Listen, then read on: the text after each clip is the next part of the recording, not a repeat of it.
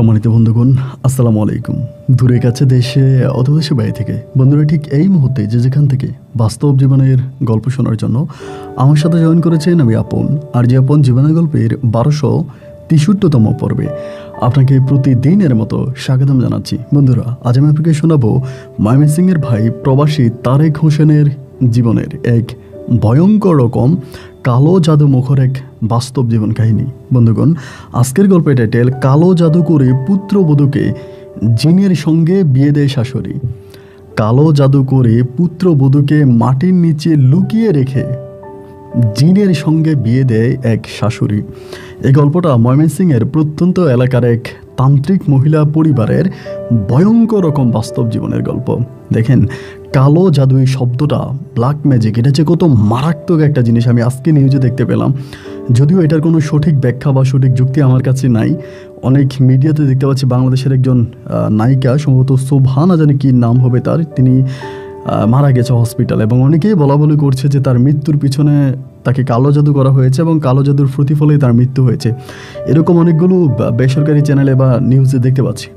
তো এই যে কালো জাদু জিনিসটা কিন্তু খুব মারাত্মক একটা ব্যাধি। আপনি বিশ্বাস করেন যে একটা মানুষকে, মানে একটা সুস্থ সবল ভালো মানুষকে মেরে ফেলার জন্য কালো জাদুর মতো ছোট্ট এই জাদুটাই যথেষ্ট। আশা করবো আপনারা কালো জাদু মুখর এই ভয়ঙ্কর বাস্তব গল্পটা আমার মুখে শুরু থেকে শেষ পর্যন্ত শুনুন এবং গল্প শেষে ময়মনসিংহের ভাই তারেক হোসেনকে আপনার মতো করে একটা মন্তব্য কমেন্ট বক্সে লিখবেন। ধন্যবাদ সবাইকে। সুপ্রিয় বন্ধুগণ, আসসালামু আলাইকুম। আমার নাম মোহাম্মদ তারেক হোসেন, আমার বাড়ি ময়মনসিংহ। বন্ধুরা, আমি আমার জীবনের গল্পটা শুরু করার শুরুতে আপনাদেরকে আমার পরিবারের সম্বন্ধে জানিয়ে রাখি। আমার পরিবারে আমি আছি, আমার বাবা আছে, মা আছে, রয়েছে আমার দাদি। আমাদের পরিবারে আর কেউ নেই আমার কোনো ভাই বোন। আমি পরিবারের একমাত্র সন্তান। ছোটোবেলা থেকে প্রচুর আদর আর ভালোবাসার মাঝে আমার শৈশবের দিনগুলো কাটে। আমার পরিবারটা ময়মনসিংহ শহরের অদূরে কোনো এক ছোট্ট গ্রামে এক নিম্ন মধ্যবিত্ত পরিবার ছিল। আমার বাবা পেশায় ছিল একজন কৃষক। আমাদের অনেক বেশি জায়গা সম্পত্তি ছিল। আমার বাবা এইসব জায়গা সম্পত্তি দেখাশোনা করতো, চাষাবাদ করতো এবং তাই দিয়ে আমাদের পরিবারটা ভালোভাবেই চলতো। ছোটোবেলা থেকে আমার জীবনে মারাত্মক ধরনের ঘটনাগুলো ঘটে, যেগুলো শুনলে আপনি অবাক হয়ে যাবেন। আমার যখন বুঝ হয়, আমার যখন বয়স হয়, আমি তখন লোক মুখে একটা কথা শুনতে পাই। সবাই আমাকে বলে আমি নাকি জিনের সন্তান। আমাকে বলে আমার বাবা নাকি জিন। আমি যাকে বাবা করে ডাকি, ধরেন বাবার সাথে কোনো একটা সময় বাজারে গিয়েছি এবং বাজারে যাওয়ার পরে এলাকার সবাই আমাকে বলতো, এটা তো তোর বাবা না, তোর বাবা হচ্ছে জিন। আমাকে সবাই জিনের সন্তান বলে আখ্যায়িত করতো। তার বড় কারণ ছিল আমার আম্মা নাম করা একজন কবিরাজ ছিল। আমি খুব ছোটোবেলা থেকে দেখে আসতাম আমাদের পরিবারে প্রতিদিন মানুষের ভিড় লেগে থাকতো। দূর দূরান্ত থেকে মানুষজন আমার মায়ের কাছে আসতো বিভিন্ন কবিরাজি শিক্ষার, মানে কবিরাজি সমস্যার সমাধান করার জন্য। ধরেন স্বামী স্ত্রীর মাঝে মিল নাই, মা ছেলে মাঝে মিল নাই, ননদ শাশুড়ির মাঝে মিল নাই, এইরকম ঝামেলাগুলো আমার আম্মা তাবিজ তুমান এবং জিনের মাধ্যমে তার সমাধান করতো। তো সেই মর্মে অনেক লোকেরাই বলা বলি করতো আমার আম্মার সাথে নাকি জিনের একটা ভালো সম্পর্ক আছে। আমার আম্মা ওই জিনের সাথে রাতের বেলায় থাকে, রাতের বেলায় ঘুমায় এবং জিনের মাধ্যমে নাকি আমি দুনিয়াতে আসছি। এরকম কথাই সবাই বলে, কারণ আমার আম্মার বিয়ে হয়েছে বহু বছর হয়ে গেছে। আমার আম্মার ঘরে কোনো সন্তানাদি হচ্ছিল না এবং ঠিক যখন থেকে আমার মা ওই কবিরাজিটা শুরু করে, আমার আম্মা যখন থেকে জিনের দর্শন পায়, ঠিক তখন থেকে আমি নাকি আমার আম্মার পেটে আসি। এই জন্য লোকে বলা বলি করে আমি হচ্ছি জিনের সন্তান। তো বাবা আমাকে এগুলা বললে, বাবা বলতো লোকে অনেক কথাই বলবে, এগুলা কান দিতে নাই। তো এই যে আমার আম্মা কবিরাজি করে, আমার আম্মা রাতের বেলা আমার আব্বার সাথে ঘুমায় না। এটাই ছিল সবচেয়ে বড় কারণ। যেই ঘরে আমার মা কবিরাজের কাজ করে, জিন পরীর কাজ করে, ওই ঘরের মধ্যে আমার আম্মা সবসময় একা একা ঘুমাতো। আমার আব্বাকে ওই ঘরে আসতে দিত না, শুধু আব্বাকে না, আমাকে পর্যন্ত আমার ওই বৈঠকখানায় মা যেতে দিত না। আমাদের সবাইকে ঘরে বাইরে রাখতো এবং রাতকে রাত আমার আম্মা এই ঘরে একা একাই ঘুমাতো। তো গ্রামের লোকেরা বলা বলি করে আমার মা যে রাতের বেলা ওখানে একা একা ঘুমায়, তো ওই জায়গায় জিনটা আসে এবং জিন এসে রাতের বেলায় আমার মায়ের সাথে একসঙ্গে ঘুমায়। এরকম অনেক কথাবার্তা লোকে জানাজানি হচ্ছিল। যদিও এই সমস্ত কথাকে আমার মা মিথ্যা কথা বলে উড়াই দিত। সবার কাছে বলতে গেলে মিথ্যা কথা, এগুলো সত্য না, মানুষ যেটা বলে এটা সম্পূর্ণ মিথ্যা কথা, এগুলো আমার আম্মা বলতো। যে ছোটোবেলা থেকে আমি আসলে খুব বেশি দূর পর্যন্ত পড়াশোনা করতে পারিনি। বাবা মায়ের এই পারিবারিক সমস্যার মাঝে আমার শৈশবের দিনগুলো কাটতে থাকে। আমার দাদি আমাকে অনেক বেশি ভালোবাসতো। প্রতি রাতেই প্রতিদিনই আমার আব্বা আম্মার মাঝে প্রচণ্ড রকমের ঝগড়া হতো। মূলত আমার আব্বা এটা পছন্দ করতো না, আমার আম্মা যে কবিরাজের কাজ করে বা জিনের কাজ করে, জিন দ্বারা এটা ওইটা করে, এটা আমার বাবার মোটেও পছন্দনীয় ছিল না। আমার আব্বা আমার আম্মাকে বারবার বলতো যে তুমি এসব করো না, এসব করা বন্ধ করো, এটা আমার পছন্দ না। কিন্তু বরাবরের মতো আমার মা কোনো সময় আমার বাবার কথার মূল্যায়ন করতো না, আমার বাবার কথা শুনতো না, এবং বাবার কথা না শুনে আমার মা প্রতিনিয়ত এই কবিরাজের কাজগুলো করিয়ে যাচ্ছিল। এমন করে দিন আর রাতগুলো সামনের দিকে অতিবাহিত হচ্ছিল। সময় যত সামনের দিকে গড়াচ্ছে, আমার মায়ের এই ধরনের কবিরাজি চিকিৎসা আরও দিনকে দিন বৃদ্ধি পাচ্ছে। লোকে লোকে আমার বাড়িতে লোকালয়িত হয়ে যেত। এরকম করতে করতে গ্রামের সবাই যখন আমার আব্বাকে একটা সময় বলাবলি করতে শুরু করে, তোমার বউ জিনের সাথে ঘুমায়, জিনের সাথে তোমার বউর সম্পর্ক আছে, জিন এসে তোমার বউর সাথে শারীরিক সম্পর্ক করে, এই কথাগুলো বলতে বলতে একটা সময় আমার আব্বা এই জিনিসগুলো আর নিতে পারতেছিল না। আব্বা একটা সময় প্রচণ্ড রকমের রেগে যায়, খেপে যায়, এবং খেপে রেগে আমার আব্বা ডিরেক্টলি আমার মাকে বলে যে যদি আমার সংসার করতে হয় তাহলে তুমি এই কবিরাজি করতে পারবা না, তোমাকে এই কবিরাজি ছেড়ে দিতে হবে তুমি যদি আমার সংসার করতে হয়, আর অন্যথায় যদি আমার সংসার না করো তাহলে তুমি কবিরাজি করো। আমার মা তখন ডিরেক্টলি আমার আব্বাকে বলল, তোমাকে দিয়ে আমার কি হবে? আমি যেদিন থেকে এই বাড়িতে বিয়ে বসে এসেছি সেদিন থেকেই তুমি আমাকে প্রতিনিয়ত অভাব অনটনার যন্ত্রণায় দিয়ে যাচ্ছ। যেদিন থেকে ওই জিন আমার সাথে আসছে বা জিন আমার সঙ্গ দিয়েছে, ওই দিন থেকে আমি কয়েকটা টাকা পয়সার মুখ দেখছি। তো তোমার মতো স্বামীর আমার প্রয়োজন নাই। এই কথা বলে আমার মা এর পরের দিনে আমার আব্বুর সাথে রাগ করে তার সব কিছু নিয়ে আমার নানু বাড়িতে চলে যায়, সাথে আমাকেও নিয়ে যায়। তো এই নানু বাড়িতে আমাকে নিয়ে আমার মা যখন চলে যায়, এবং আমার মা তার সমস্ত রুগীদেরকে ওইখানে নিয়ে যাইতো, নানু বাড়িতে নিয়ে যাইতো। আমার নানু বাড়িও আমাদের বাড়ি থেকে খানিকটা দূরে ছিল না, কাছাকাছি ছিল, পাশাপাশি গ্রাম ছিল। তো ওই গ্রামে আমার আম্মা যখন চলে যায় তখন সমস্ত রুগীগুলো ওই গ্রামে যাইতো। একদিন, 2 দিন, 3 দিন, 4 দিন এরকম করতে করতে একদিন বৃষ্টি হচ্ছিল মাঠের মধ্যে। তো মাঠে যখন বৃষ্টি হয় তো মাঠে তো অনেকে মাছ ধরতে যায়, আমিও তখন বৃষ্টির সময় মাঠে মাছ ধরতে গেছিলাম। যেহেতু আমার নানু বাড়ি আর আমার মায়ের আমার বাবার বাড়ির মাঝখানে শুধু একটা আপনার দিঘির মতো ছিল আর কি, ফসলের জমি এরকম। ওইখানে মাছ ধরতে গেছি, পরে আমার আব্বার সাথে আমার দেখা হয়। দেখা হলে পরে আব্বা আমারে বলে, চল আমি তোকে নিয়ে যাব। আমি আব্বারে বললাম, আমি তোমার সাথে গেলে তো আম্মা রাগ করবে। আমার আব্বা তখন বলতে থাকে, তুই আমার ছেলে, তুই আমার সন্তান, তুই আমার সাথে যাবি, তোর মা রাগ করবে কেন, চল আমার সাথে। এই কথা বলে আমার আব্বা তখন একরকম জোরাজোরি করে আমাকে আমার নানু বাড়ির ওখান থেকে আমার আব্বা নিয়ে আসে। এরপরে আমি আব্বার সাথে থাকতে শুরু করি। বেশ খানিকটা পরে আমার মাও আমার নানু বাড়ি, আমার বাবার বাড়িতে আসে আমাকে নিয়ে যাওয়ার জন্য, কিন্তু আমার আব্বা আর আমার দাদি আমাকে নিতে দেয় না। আমার আব্বা আর দাদি বলতেছে যে তারেক আমাদের বাড়িতে থাকবে, তারেককে আমরা যেতে দিব না। তো আমার মা আর আমাকে নিতে পারে না। মা যাওয়ার সময় দাদিকে আর আমার বাবাকে ধমকি দিয়ে যায়, আমার সাথে এই কাজটা ভালো করে নাই, তোমাদের সারা জীবন মরতে হবে। এরকম করে আমার আম্মা তখন চলে যায়। আম্মা চলে যাওয়ার পরে আমি আমার নানুর সাথে আমার দাদির সাথে আর আমার বাবার সাথে সময়গুলো ভালোভাবেই কাটাচ্ছিলাম। এরকম করতে করতে আমার বয়স প্রায় 15 থেকে 16 বছরের কাছাকাছি। তো 15-16 বছর হলেও না, আমি তখন দেখতে শুনতে অনেকটা বড় হয়ে যাই। মাঝে মাঝে আম্মার বাড়িতে যাই, বেশিরভাগ আমি আমার দাদার সাথে আমার দাদির সাথে আর আমার বাবার সাথে থাকি। ওরকম বয়সে একটা পর্যায়ে হঠাৎ করে জানতে পারি, আমার বয়স যখন 16 বছর, তখন আমি জানতে পারি আমার মায়ের ব্রেন নাকি আউট হয়ে গেছে, আমার মা নাকি পাগল হয়ে গেছে। এরকম কথা শুনতে পাই লোকে লোকে মুখে। এবং শোনার পরে একদিন আমি মাকে দেখার জন্য আমার নানু বাড়িতে যাই, এবং নানু বাড়িতে যাওয়ার পরে দেখতে পাই মানুষ যেটা বলা করছে এটাই সত্যি। আসলেই আমার মায়ের ব্রেন আউট হয়ে গেছে, আমার মা পাগল হয়ে গেছে। মাকে এই অবস্থায় দেখে আমার নিজের কাছে অনেকটা খারাপ লাগতেছে, আম্মু এরকমভাবে পাগল হয়ে গেল। তো চেষ্টা করছি আমরা আম্মুকে বাড়িতে নিয়ে আসার জন্য, কিন্তু আমার নানা নানি আর আমার মাকে আনতে দেয় না। কেন, আমার মা তো অনেক টাকা ইনকাম করতো, তার সবই আমার নানা নানি আমার মামারাই নিয়ে যাইতো। তা আমি আর মাকে নিয়ে আনতে পারলাম না। এইভাবে মা তখন একটা পর্যায়ে করলো কি, রাস্তায় পাগল বেশে হাঁটতে শুরু করে, কাপড় খুলে ল্যাংটা হয়ে এরকমভাবে রাস্তায় চলাফেরা করতে শুরু করে। এবং অনেকেই বলি করে যে জিনেরা নাকি আমার মায়ের ব্রেন আউট করে দিয়েছে, জিনেরা নাকি আমার মাকে পাগল করে দিয়েছে, যার জন্য আমার আম্মা এরকম করতেছে। তাই একটা পর্যায়ে আমি চিন্তা করলাম যে না, মাকে আমি বাড়িতে নিয়ে যাব। যত যাই হোক, সে তো আমার জন্মদাতা মা, তিনি আমাকে পেটে 10 মাস 10 দিন রেখেছে। সো এই মাকে আমি এখানে কষ্ট পাইতে দিব না। মা যখন পরিপূর্ণ পাগল হয়ে যায়, রাস্তাঘাটে ল্যাংটা হয়ে চলাফেরা করে, ওই সময় আমার মামারা আর আমার নানি কিন্তু খুব বেশি আর আমার মাকে দেখতো না। মায়ের টাকাই তাদের ভালো লাগতো, কিন্তু মাকে সেবা যত্ন করা এই জিনিসগুলো তাদের ভালো লাগতো না। তাই একটা পর্যায়ে আমি তখন মাকে নিয়ে আমাদের বাড়িতে চলে যাই। আমাদের বাড়িতে নিয়ে আসি, যদিও আব্বা এতে খুব রাগ করে যে কেন নিয়ে আসলি, কী কারণে নিয়ে আসলি। এরপরে নিয়ে আসছি। এই আম্মাকে নিয়ে আসার কিছুদিন পরে আমার আব্বা তখন অসুস্থ হয়ে যায়। আব্বা অসুস্থ হয়ে যায়, আব্বার আগের মতো কাজকাম করতে পারে না, সারাদিন ঘরের মধ্যে পড়ে বসে থাকে এবং আব্বার অবস্থা তখন খুব খারাপ হয়ে যায়, আগের থেকে অনেকটা খারাপ হয়ে যায়। এবং আমাদের পরিবারে তখন ইনকামের সমস্ত রাস্তাগুলো বন্ধ হয়ে যায়। পরিবারে একমাত্র উপার্জনকারী ছিল আমার আব্বাই উপার্জন করতো। এবং আব্বা অসুস্থ হয়ে যাওয়ার পরে আমরা তখন আর ঠিকমতো চলাফেরা করতে পারি না। এবার বাবার চিকিৎসা নিয়ে আমার দাদিও তখন খুব উদ্বেগে পড়ে যায়। এরপরে দাদিও তখন করে কি, আমার আব্বাকে বলে তুই জমি বিক্রি কর। এই চলতে থাকে আমাদের জমি বিক্রির খেলা। আমার আব্বা এই পাড়ায় ওই পাড়ায় বিভিন্ন পাড়ায় তখন জমি জমা বিক্রি করতে থাকে এবং জমিগুলো এমনভাবে বিক্রি করে যে আমার আব্বার কাছে আর তেমন কোনো জায়গা সম্পত্তি থাকে না।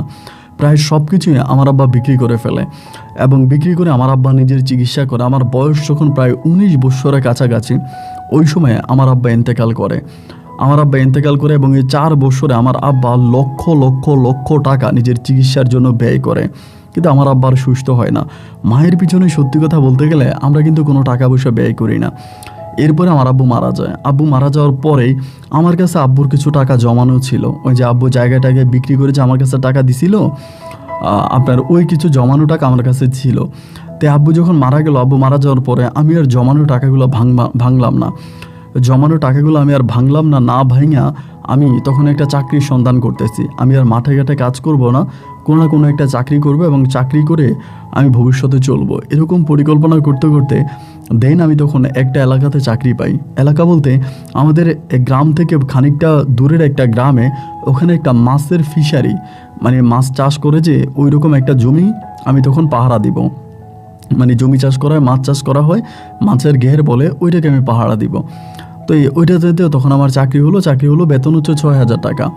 আমার খাওয়াও কোম্পানির, ওই লোকের যার ঘের তার, এবং থাকা ওইখানেই। তা আমি তখন ওইখানে ডিউটি করতে শুরু করি।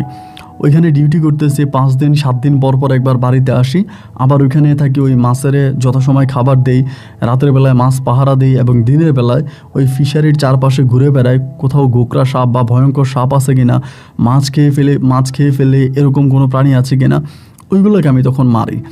এই করতে করতে আমার দিন আর রাতগুলো কাটতে থাকে। এমন করতে করতে একদিন হলো কি, হঠাৎ করে আমি ওই বাসাইয়ের মধ্যে শুয়ে আছি, একটা জোরো বাতাস আসছে, এত জোরে একটা বাতাস আসছে যে মনে হয় যেন আমার ঘরটাকে ভেঙে নিয়ে যাবে। ওই যে বাসাই তো অনেকেই ছিলেন, যেটা প্লাস্টিক দিয়ে বানানো হয়, এরকম করে বানানো হয়, নিচে হচ্ছে আপনার বাঁশ দিয়ে বাসাইয়ের মতো করা হয় এবং এর উপরে হচ্ছে আপনার বিভিন্ন প্লাস্টিক দিয়ে তৈরি করা হয় ছোট্ট একটা ঘর। আমি ওই ঘরের মধ্যে আছি এবং প্রচণ্ড রকমের ওই তুফানে মনে হয় যেন রাতের ওই ঘুটঘুটে অন্ধকারে আমার ঘরটাকে উড়ে নিয়ে যাবে। আমি আল্লাহকে ডাকতে শুরু করি, ও আল্লাহ রহমত করো, আল্লাহ রহমত করো, আল্লাহ গো রহমত করো। এবং একটা পর্যায়ে আমি শুনতে পাই বাইরে থেকে কেউ একজন আমাকে বলে বসতেছে, এখান থেকে চলে যা, এখান থেকে চলে যা, এখান থেকে চলে যা। বেশ কয়েকবার এই কথাটা আমাকে বললো। আমিও প্রচণ্ড রকমের ভয় পেয়ে গেলাম এবং ভয় পেয়ে আমি বাসার ভিতর থেকে ছিদ্র করে বাইরের দিকে তাকায় দেখতেছিলাম যে আমার কাছে মনে হচ্ছিল এত বড় মুখ আমি আমার জীবনেও দেখি নাই। ভয়ঙ্কর আকৃতির একটা মানুষ, যার চোখগুলো মনে হয় কপালে উঠা এবং চোখগুলো থেকে রক্ত টপ টপ করে পড়তেছে নিচে। খুবই ভয়ঙ্কর চেহারার একটা লোক আমাকে বলতেছে এখান থেকে চলে যা। আমি তখন কোনো রকম বাসাই থেকে জানটা নিয়ে বেরোয় একটা দৌড় দিতে আমি পার্শ্ববর্তী একটা গ্রাম ছিল, ওই গ্রামের মধ্যে ঢুকে গেলাম।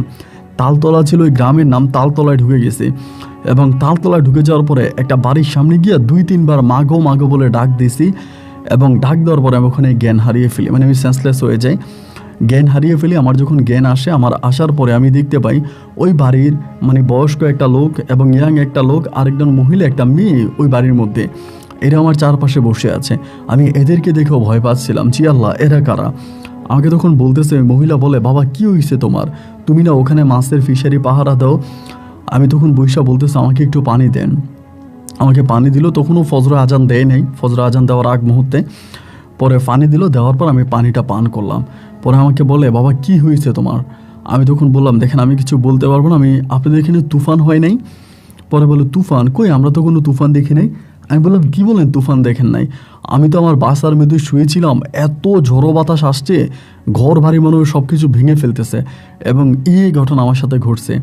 বলার পর ওই মহিলা বলে, আরে বাবা তোমার কথা তো সত্যি, আমিও তো এরকম একটা কিছু দেখছিলাম কেমন জানি বাতাস বইতেছে তোমাদের ওই ফিশারির ওখানে, এবং বাতাস বইতেছে আর ওই ফিশারির মাছগুলা পানিগুলা মনে হয় ঘুরে ঘুরে উপরের দিকে উঠে যাচ্ছে। এরকম একটা পরিস্থিতি আমি দেখলাম। আমি তখন বললাম, দেখেন আমার অনেক ভয় লাগতেছে। মহিলা বলে, তোমার বাড়ি কই? আমি বললাম, অমুক গ্রামে আমার বাড়ি। বলে, আহারে কোন মায়ের সন্তান এরকম ঘুটঘুটে রাতের অন্ধকারে ওই জায়গার মধ্যে বসে মাছ পাহারা দেয়? মাছের সাথে তো সবসময় জিন পরিরা থাকে, এরই তো সম্ভবত ক্ষতিটা করছে। তো এরপরে উনি আমাকে ওনার ঘরের মধ্যে জায়গা দেয়, আমি ওনার ঘরের মধ্যে থাকি। তো সকাল হয়ে গেল, সকাল হয়ে যাওয়ার পরে আমি এখন কি করব বসে বসে চিন্তা করতেছি। মহিলাটা এসে আমাকে বলে, কি ব্যাপার বাবা, কি চিন্তা করো? আমি বললাম, মা গো চিন্তা করতেছি, আমি গরিবের ছেলে, আমার বাবা মারা গেছে কিছুদিন হয়েছে, ঘরে আমার মা হচ্ছে পাগল, আর আমার একজন দাদি আছে। তাই আমি যদি চাকরিটা ছেড়ে দিয়ে আমার পাগল মায়ের মুখে আর বৃদ্ধ দাদির মুখে আমি দুমুঠো ভাত তুলে দিতে পারবো না। আমি এখানে চাকরি করি, যে 2-1 টাকা বেতন পাই তা দিয়ে আমার মা আর আমার দাদির দেখাশোনা করি। তো যদি আমার চাকরিটা চলে যায় তাহলে আমি কি করব? মহিলা বলে, চাকরি চলে যাবে কেন? আমি বললাম, চাকরি যদি না যায় আপনি কি মনে করেন আমি কি আর কখনো এখানে বসতে পারবো? আমি তো মারাত্মক ধরনের ভয় পাইছি, এবং এতটাই ভয় পাইছি এরপর থেকে এই মাছের ধারের আশেপাশে আমি আর আসবো না। আমি খুব ভয় পাইছি, অনেক ভয় পাইছি। মহিলা আমাকে বলে, ভয় পাইলে কি আর হবে? ভয় পাইলে তোমাকে চলতে হবে না, তুমি ভয় পাই যদি এখান থেকে চলে যাও তাহলে কিভাবে হবে? আমি বললাম, চলে না গিয়ে আমার কাছে কি করার আছে বলেন তো? আমি চলে না গিয়ে কী বা করতে পারবো? মহিলা আমাকে বলে, তুমি একটা কাজ করো, তুমি তো আমার ছেলের মতো, আমার তো নিজের কোনো ছেলে নাই, তুমি আমার ছেলের মতো। আমি তোমাকে একটা কথা বলি, তুমি শোনো, তুমি মাছের ফিশারের ওখানে রাতের বেলায় থাকার দরকার নাই, তুমি সন্ধ্যা রাতে মাছের খাবার দিয়া তুমি চলে আইসো। আসার পরে তুমি রাতের বেলা আমাদের উঠানের মধ্যেই তুমি থাইকো, এবং এখানে থেকে তুমি টর্চ লাইট দিয়ে, মোটা টর্চ লাইট, বড় টর্চ লাইট দিয়ে দেখো যে কেউ মাছ ধরতে আসে কিনা। আর যদিও কেউ মাছ ধরতে আসে বা মাছ ধরে তাহলে আমাদের এখান থেকে কিন্তু দেখা যাবে অথবা শব্দ হবে। যখন তুমি দেখবা কেউ মাছ ধরতেছে বা জাল মারতেছে তখন তুমি চাইও, আর নাইলে তুমি মাছের ফিশারের ওখানে থাকার দরকার নেই, তুমি আমার বাড়িতেই থাকো। মহিলার কথাগুলো শোনার পরে আমি অদ্ভুতভাবে এই মহিলার মুখের দিকে তাকিয়ে আছি, এবং সে এত সুন্দর করে কথা বলতেছে, মনে হয় যেন আমি তার পরিচিত কেউ, মানে আমি তার আত্মীয়, এমনভাবেই সে আমাকে সাপোর্ট দিতেছে। আমি তখন বললাম, আচ্ছা ঠিক আছে, আপনি যদি এটা বলেন তাহলে সমস্যা নাই, আমি এটা করব, আমি এই বাড়িতে থাকবো। এরপর থেকে আমি ওই বাড়িতে থেকেই মাছের ফিশারি পাহারা দিচ্ছি। সকালবেলা ফজরে আজান দিলে পর আমি ফিশারিতে যাচ্ছি, ওখানে কাজ টাজ করতেছি, এবং কাজ টাজ করে ওখানেই দুপুরে খাওয়া দাওয়া করি, এবং রাতের বেলায় যখন সন্ধ্যা হয় সন্ধ্যায় খাবার দিয়া আমি চলে আসি ওই বাড়িতে, এবং ওই বাড়িতে উঠানে এসেই আমি তখন মাছের ফিশারি পাহারা দিচ্ছি। আলহামদুলিল্লাহ আমার আর কোনো সমস্যা রইল না। এইভাবে কয়েকদিন কাটতে কাটতে আমার ভিতরেও একটা ভালো লাগা কাজ করতেছে। ওই বাড়িতে একটা মেয়ে ছিল যার নাম ছিল নিশি। এই নিশি মেয়েটা আমাকে অনেক সাপোর্ট করতো। ওদের ঘরে কোনো ভালো রান্নাবান্না হলে আমাকে বলতো, আপনি দুপুরে ওখানে খাইয়েন না, আপনি এখানে চলে আসেন, দুপুরে আমরা একসাথে খাবো। তো ও আমাকে ওদের ঘরের মধ্যে আমাকে খুব সাপোর্ট দিত। তার খাওয়া দাওয়া সব কিছু থেকে শুরু করে ওদের ঘরের মধ্যে আমি খাওয়া দাওয়া করতাম, এবং রাতের বেলায় আমি যখন ফিশারি পাহারা দেওয়ার জন্য তাদের বাড়ির কোনায় বসে টর্চ লাইট হাতে ফিশারির দিকে তাকিয়ে থাকতাম, ওই সময় মাঝে মাঝে নিশি আমার কাছে আসতো, এসে আমার সাথে বসতো, আমার সাথে গল্প গুজব করতো, আমার সাথে কথা বলতো। যদিও তারা অনেক নিম্নবিত্ত ফ্যামিলির মানুষ ছিল, অনেক গরিব ছিল, কিন্তু তারপরেও না তাদের ভিতরে মানুষের প্রতি যে একটা প্রেম প্রীতি ভালোবাসা, একটা মায়া, এই জিনিসটা অদ্ভুতভাবেই ছিল। আমি যে অন্য পরিবারের সন্তান, অন্য জায়গা থেকে আসছি, তাদের এখানে কাজ করতেছি, এই জিনিসগুলো কখনোই তাদের কাছে মনে হতো না। তারা আমাকে সম্পূর্ণ নিজের সন্তানের মতো করে আগলায় রাখতো, নিজের সন্তানের মতো করে আমাকে আদর যত্ন আর ভালোবাসতো। এইভাবে 1 দিন 2 দিন 3 দিন করে করে সময়গুলো সামনের দিকে অতিবাহিত হচ্ছিল। দিন যত সামনের দিকে যাচ্ছে এই নিশির প্রতি আমার দুর্বলতা ঠিক ততটাই বাড়তেছে। আমি কেন জানি নিশিকে ছাড়া অন্য কোনো কিছু চিন্তা করতে পারি না।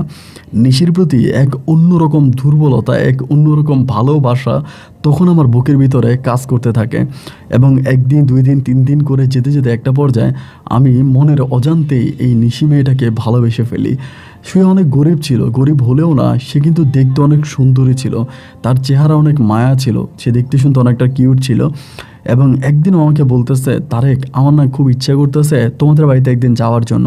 তুমি বলো তোমাদের বাড়িতে তোমার একটা পাগল মা আছে এবং তোমার একটা দাদি আছে, তাদেরকে না আমার খুব দেখতে ইচ্ছে করে। এরকম করে যখন খুবভাবে আমাকে ধরে, আমি তখন নিশির মাকে বলি যে নিশি আমাদের বাড়িতে এইভাবে যেতে চায়।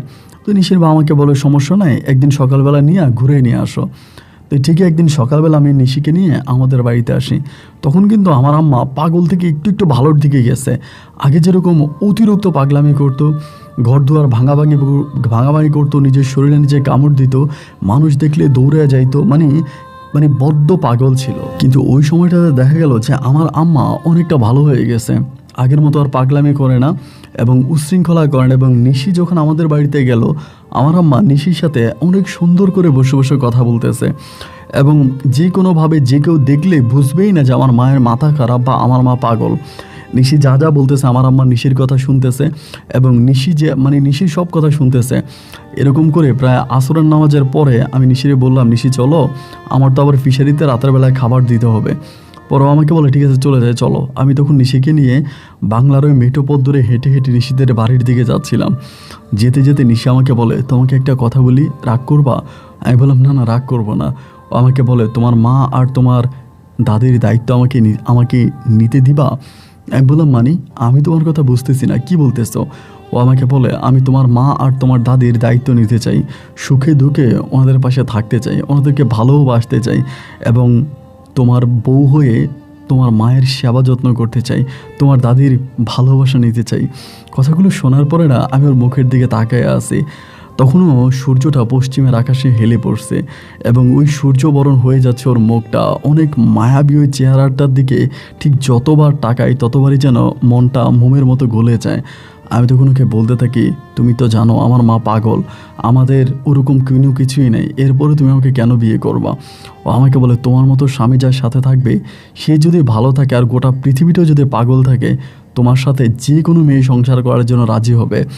এবং সেদিন থেকে সত্যি তার প্রতি আমার একটা ভালো লাগা কাজ করতে শুরু করে।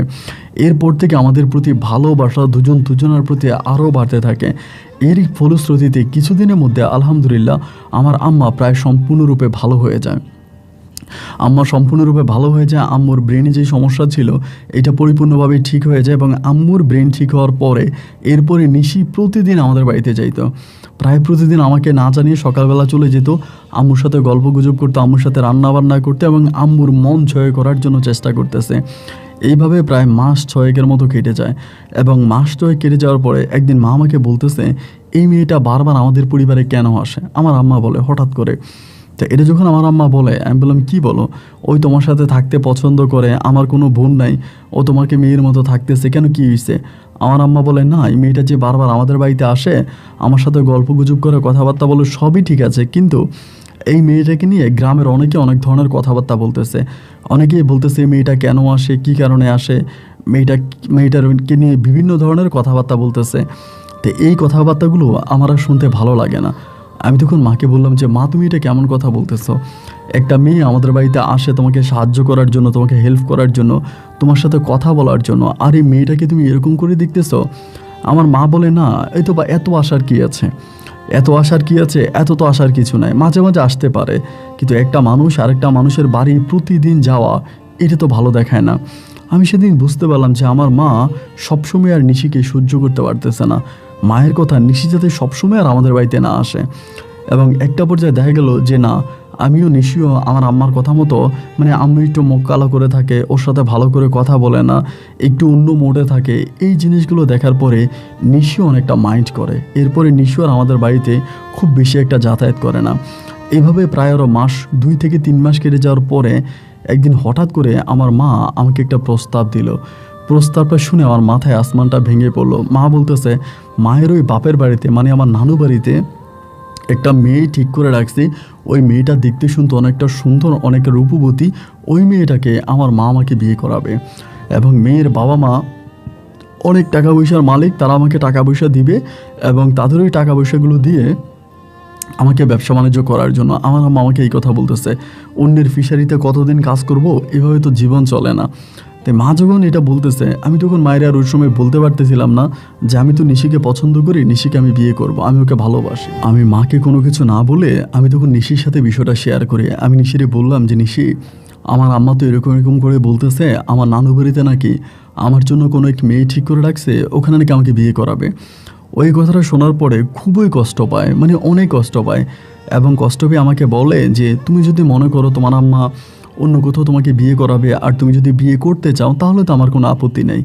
একটা কথা আমি আসলে বলতে ভুলে গেছিলাম এখানে, নিশি কিন্তু অনেকবার আমার আম্মার সেবা যত্ন করছে। আমার আম্মা যখন পাগল ছিল মাঝে মাঝে আমাদের বাড়িতে যাইতো, আম্মারে রান্না বান্না করে দিত এবং সত্যি কথা বলতে গেলে নিশির ওই সেবা যত্ন আর ভালোবাসায় আমার আম্মা এত দ্রুত সুস্থ হয়ে যায়, এত তাড়াতাড়ি আমার আম্মা ভালো হয়ে যায়। এরপরে এভাবে সময়গুলো কাটতেছে, দেখতাম যে অলওয়েজ এ নিশি মানে কেমন জানি মানে আমার কাছ থেকে তখন দূরে সরে যেতে চাইতেছে এবং ও যাচ্ছে আমার মা যেখানে আমাকে বিয়ে করাক ওখানে যেতে আমি বিয়ে করি, এজন্য আমার সাথে মিশতে চায় না। এবং এমন করে কয়েকটা দিন কাটার পরে আমি তখন আমার মাকে বললাম যে মা, তুমি যে আমাকে বিয়ে করানোর কথা বলতেছো বা আমাকে বিয়ে করাবা, আসলে নিশি যে আমাদের বাড়িতে আসে আমি কিন্তু নিশিকে পছন্দ করি, আমি ওকে বিয়ে করতে চাই। এইটা বলার পরে মা বলে ভালো কথা, তাহলে মেয়ের পরিবার সম্বন্ধে আমি জানবো। ওই সময়টা পর্যন্ত কিন্তু মা মূলত নিশির পরিবার সম্বন্ধে খুব মানে ভালো করে কিছু জানতো না। এরপরে নিশির পরিবার সম্বন্ধে যখন আমার সঠিকভাবে জানতে পারার পরে মা আমাকে ডিরেক্টলি বলে এই মেয়েটাকে আমাকে কখনোই বিয়ে করাবে না। আমি তখন বললাম যে মা, তুমি এটা কী কথা বলতেছো, ও তো দেখতে শুনতে ভালো, ওর চেহারা ভালো, ও রূপবতী গুণবতী, তাহলে এরকম একটা মেয়েকে তুমি আমাকে কেন বিয়ে করাবা না? আমার মা বলে ওদের কিছুই নাই, ওদের কোনো ধানি জমি নাই, ওদের কোনো ফসল নাই, এই মেয়ের কোনো ভাই নাই, ওরে বিয়ে করলে তুই সারা জীবন ঠকবি, কিছুই পাবি না। এর থেকেও বরং তোর নানু বাড়িতে যেখানে আমি তোর জন্য মেয়ে দেখেছি ওই পরিবারে আমি তোকে বিয়ে করাবো, আর ওখানে বিয়ে করালে পরে তুই একটা ভালো শ্বশুর বাড়ি পাবি, তাদের টাকা পয়সা আছে, অর্থ সম্পদ আছে, ওইখানে বিয়ে করাবো। যতই মাকে আমি বোঝানোর চেষ্টা করি, যতই মাকে আমি বলার চেষ্টা করি, কিন্তু আর কোনোভাবে কোনো কাজ হচ্ছিল না। মা কোনোভাবে আমার কোনো কথা শুনতেই রাজি নাই। আমি যেটা বলি মা পুরোই আমার বিরোধিতা করতেছে, আমার কথা শোনে না। এমন করে সময়গুলো তখন সামনের দিকে কাটতেছে, একদিন দুই দিন করে কাটতেছে। যতভাবেই মাকে বলি কোনোভাবেই মা রাজি হচ্ছে না। মায়ের একটাই কথা, নিশিদের পরিবারের কিছুই নেই, এদের জায়গা সম্পত্তি নেই, টাকা পয়সা নাই, এরা গরিব, এরকম গরিব কোনো পরিবারে আমার মা আমাকে বিয়ে করাবে না। আমার মা ধনী সম্ভ্রান্ত বড়লোক, যারা আমার মাকে টাকা দিবে বা যৌতুক বাবদ আমার আম্মা টাকা পয়সা নিতে পারবে, আমার আম্মা ওইখানে আমাকে বিয়ে করাবে। সে সময় কিন্তু আমার আম্মার কবিরাজি করে না, কবিরাজি ছেড়ে দিয়েছে বা কবিরাজি বন্ধ। তো এমন করতে করতে একটা সময় হঠাৎ করে আমার মাথায় একটা আইডিয়া আসছে, যেহেতু আমার আম্মা লোভে পড়ে গেছে, মায়ের মনেও আমি আসলে কষ্ট দিতে চাচ্ছিলাম না যে আমার মা কষ্ট পাক, এমন কোনো কাজ আমি করতে চাইনি। ওই সময় হঠাৎ করে মনে হলো আমার আব্বা যে জমি বিক্রি করছে, আমার আব্বার চিকিৎসাধীন অবস্থায় আমার আব্বার অনেকগুলো টাকা আমার কাছে ছিল, প্রায় সেই সময় 2 লক্ষ টাকার কাছাকাছি। আমি তখন সিদ্ধান্ত নিলাম যে এই 2 লক্ষ টাকা আমি আমার মাকে দিয়ে দিব এবং নিশিকে বলবো যে নিশির পরিবার থেকে এই টাকাটা দেওয়া হয়েছে। এবং এই বিষয়ে আমি তখন নিশির সাথে আলোচনা করি। নিশি আমাকে মুখের উপরে মানা করে দেয়। ও আমাকে বলে যে না, এরকম কোনো কিছু করা চলবে না, তুমি এরকম কোনো কিছু কইরো না, এইটা করার কোনোই প্রয়োজন নাই। তোমার মা যদি এমনিতে আমাকে বিয়ে করাইতে রাজি না হয়, তোমার আম্মা যদি এমনি আমাকে তোমার ঘরের বউ না বানায়, না হলে এরকম গোশ টোশ দিয়ে, এরকম টাকা পয়সা নষ্ট করে, এরকম যৌতুক দিয়ে আমাকে বিয়ে করতে হবে না। আমি তখন ওকে খুব বুঝিয়ে বলি যে দেখো, আমি তোমাকে ভালোবাসি, আমি তোমাকে পছন্দ করি, আমি সত্যিকার অর্থে তোমাকে ছাড়া বাঁচবো না, এবং তুমি যদি আমাকে ছেড়ে চলে যাও আমি সত্যিই মরে যাব। তোমার অন্য কোথাও বিয়ে হয়ে গেলে আমি নিজেকে ঠিক রাখতে পারবো না। তুমি একটু একটুখানি বুঝতে চেষ্টা করো। এরকম করে আমি ওকে অনেকটা বোঝানোর পরে এক পর্যায়ে ও তখন রাজি হলে পরে আমি তখন মাকে বলি যে মা, তুমি তো বলতেছো নিশিদের পরিবার থেকে আমি কিছুই পাবো না, এখন নিশির বাবা বলছে নিশিরে যদি আমার কাছে আমি যদি নিশিকে বিয়ে করি তাহলে আমাকে নগদে 2 লক্ষ টাকা দিবে। এবার এই 2 লক্ষ টাকার কথা শুনে আমার আম্মা এক মুহূর্তের মধ্যে রাজি হয়ে গেল। আম্মা বলতেছে তাহলে আর কোনো কথাই নাই, যদি মেয়ের পরিবার থেকে 2 লক্ষ টাকা দেওয়া হয় তাহলে আমি তোকে এই পরিবারে বিয়ে করাবো। মা তখন রাজি হলো এবং এলাকার গ্রামবাসী লোকজনদেরকেও তখন জানানো হলো। সবাই মিলে তখন ধুমধাম করে আনন্দ ফুর্তি করে ব্যাং পার্টি বাজিয়ে আমি তখন নিশিকে বিয়ে করে আমাদের বাড়িতে নিয়ে আসলাম। নিশিকে বিয়ে করে আনার পরে এই 2 লক্ষ টাকা আমি তখন আমার মায়ের হাতে তুলে দিলাম। আমার মা তখন ওই টাকাটা নিল, নেওয়ার পরে আমি নিশিকে বউ বানায় ঘরে আনছি। আনার পরে আম্মা তখন বলতেছে যে টাকাটা নিয়ে কি করবি, এটা দিয়ে কিছু একটা করার চেষ্টা কর, এভাবে তো চলতে পারে না। বউ নিয়ে এখন বউরও একটা খরচ আছে, তোরও একটা খরচ, আবার সে সময় দাদি মারা গেছে, আমার দাদি মারা গেছে। আমার আম্মা বলে কি করবি? আমি তখন বললাম মা একটা কাজ করি, যেহেতু এখানে 2 লক্ষ টাকা আছে, সাথে আরও কিছু টাকা ম্যানেজ করে আমি বিদেশে চলে যাই। বিদেশে গিয়ে আমি কিছু একটা করি। আমার আম্মা ঘুরে ফিরে ওই একই কথা বলতেছে, তুই শ্বশুরবাড়ি থেকে আরও টাকা আন, যদি বিদেশ যাবি তাহলে শ্বশুরবাড়ি থেকে আরও টাকা আন। মানে আমার আম্মার টার্গেট শুধু আমার শ্বশুরবাড়ি থেকে নেওয়ার জন্য। আমি তখন বললাম মা বিয়ে করলাম মাত্র কয়েক মাস হলো, ওরা তো 2 লাখ টাকা দিছে, এখন আরও টাকা দিবে, এটা ভালো না? তুমি 2 লক্ষ টাকা দাও, বাকি টাকাটা দেখে অন্য কোথাও থেকে ম্যানেজ করা যায় কিনা। এরপরে বাকি টাকা ম্যানেজ করতে শুরু করি আর বিদেশের জন্য তখন লাইন দেই। পাসপোর্ট বানাই, পাসপোর্ট বানানোর পরে বিভিন্ন দেশে তখন পাসপোর্টের ফটোকপি জমা দেই। এরকম করতে করতে আমি অনেকের সাথে আলাপ আলোচনা করি যে কোন দেশে কম টাকায় যাওয়া যায়। আমি টাকা ইনকামও কম করতে চাই এবং কম টাকায় যেতে চাই, রিস্ক কম নিতে চাই। এরকম করে বলা বলি করার পর সবাই আমাকে তখন উমানের একটা দেশ, আরবের একটা দেশ উমান, ওই উমানে আমাকে যেতে বলে। কারণ আরব দেশের মধ্যে সবচেয়ে কম টাকায় ওই উমানে যাওয়া যায় এবং কম টাকায় উমানে যাওয়া যায়, আর উমান দেশটাতে ইনকামও ভালো। এইটা বলার পরে আমি তখন সিদ্ধান্ত নিলাম যে আমি উমানে যাব। আমাদের এলাকার এক আদম ব্যবসায়ীর মাধ্যমে আমি তখন উমান ভিসার জন্য টাকা পয়সা জমা দিই। যাই হোক, উমানের ভিসা আসতে আমার বেশি দিন সময় লাগে না।